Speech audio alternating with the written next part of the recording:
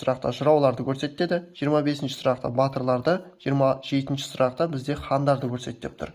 Енді бұл жерде бізде хандарды алатын болсақ, Сәмеке және Әбілқайыр хандар. Қасым қазақтың 4-ші ханы, жоңғар шапқыншылығы кезінде болмаған. Тұрсын 1627 жылы Тұрсын Қатаған руымен бірге Есім ханға қарсы шыққан болатын. Есім хан осы қарсы шыққан үшін Тұрсынды оған көмектескен Қатаған руын бірге өлтірген болатын. Бұл тарихи оқиға қазақ тарихында Қатаған қырғыны деген оқиғамен қалған болатын. Келесі Хақназар хан. Хақназар Қасым ханның баласы, қазақ тарихында 42 жыл тақта отырған болатын. Келесі Шығай 1580-1582 жылдары тақта отырады, хан болады, 80 жасында таққа келген хан болады.